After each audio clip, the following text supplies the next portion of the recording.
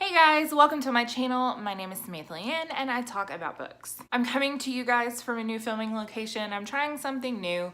Hello, new beautiful bookshelves. Isn't it wonderful?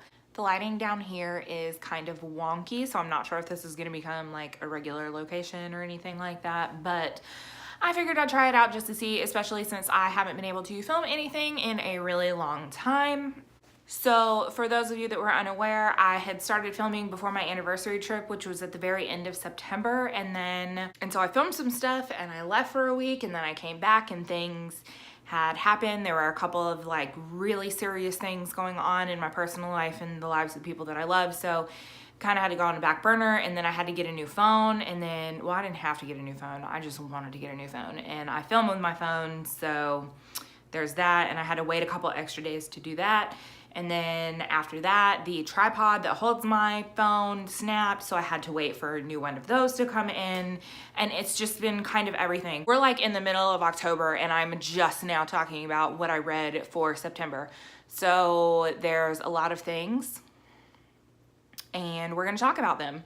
So for the month of September, I read 17 things, which sounds like a lot, but when you look at what it is, it's actually not that much. So of those 17 things, 5 of them were actual books. 3 of those were combination physical and audiobooks, and 2 of those were ebooks. Then the other 12 things that I read were either graphic novel bind-ups or single issue comic books.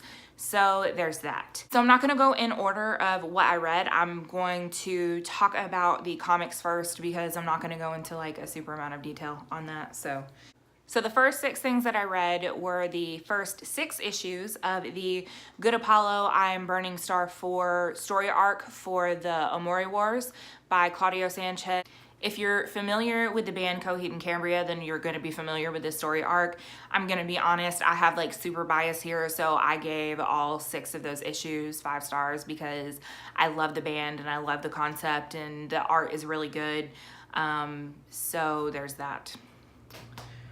So the next thing that I read was Saga Volume 1, and I had heard a couple of good things about it, got it on Comixology, really enjoyed it. I definitely want to continue with the series, but that's going to require me purchasing them, and my priorities with books lie elsewhere at the moment, so there's that. But I really enjoyed it. I really loved the art. I think I gave it 4 stars. Yeah, I gave it 4 stars, so there's that. But really liked it. If you're into graphic novels and you haven't read it yet and sci-fi is your thing, then I definitely recommend it. The next things that I read were Lock and Key, Volume 1, 2, and 3, and this is a graphic novel bind-up by Joe Hill, and I loved these. I think I gave all 3 volumes 5 stars. It was a series that I really enjoyed. It's definitely a series that I plan on reading more of. It deals with this family who suffers this traumatic event, and they go back home and live in one of the parents' house that they grew up in, and there's different keys that do different things, and they're discovering these things and they're dealing with their trauma, and so it's creepy in certain aspects.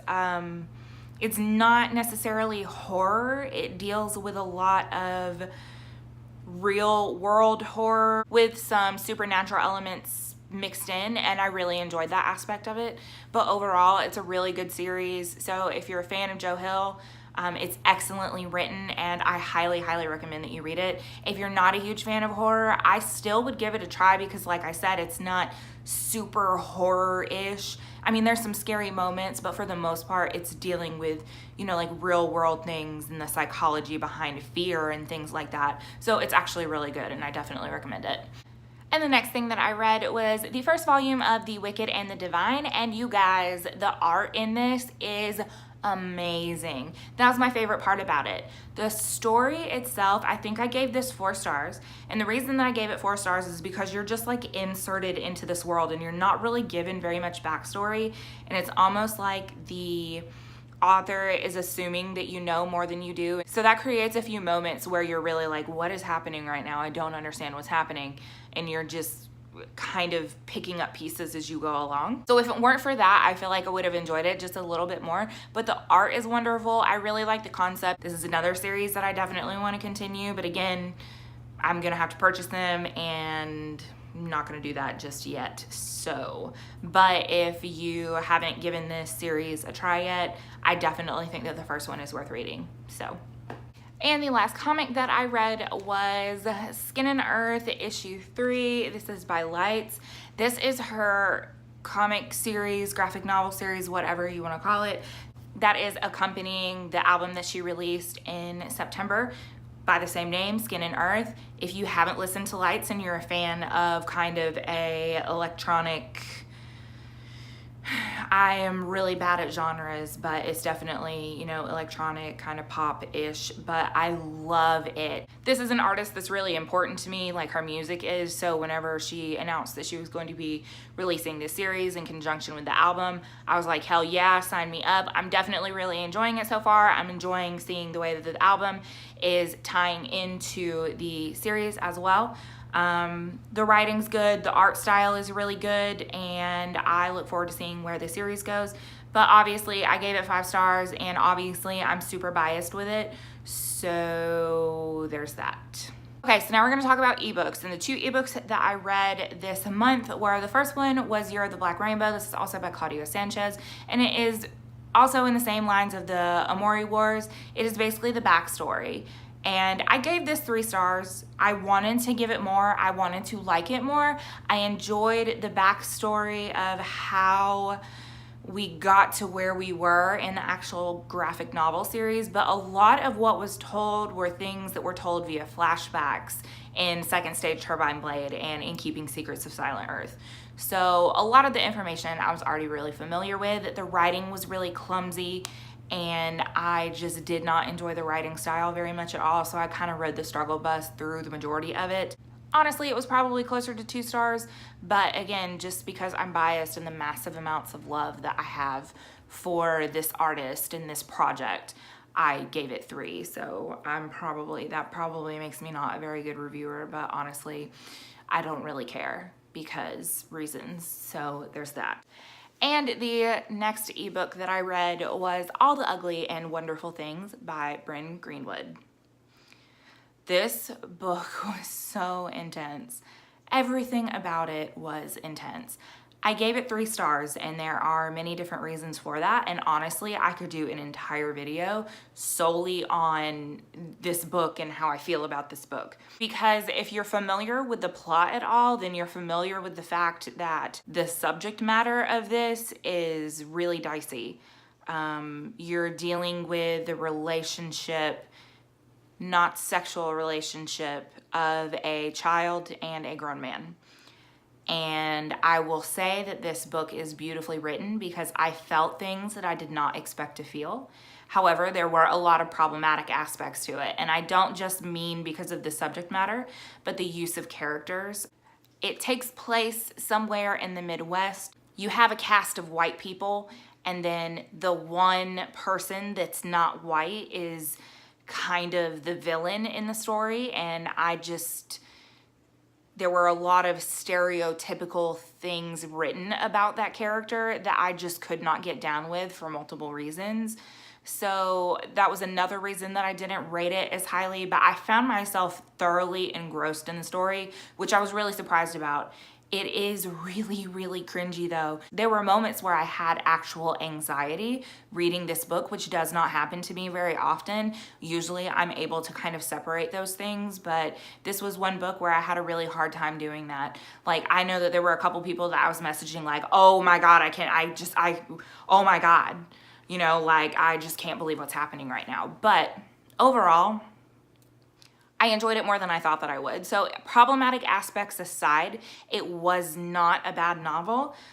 But again, problematic things that in reading reviews after reading it, I didn't see a lot of people pointing out, which kind of surprised me, but that's neither here nor there. So 3 stars, but it's problematic, but I enjoyed it more than I thought. So there's that. Okay, cool.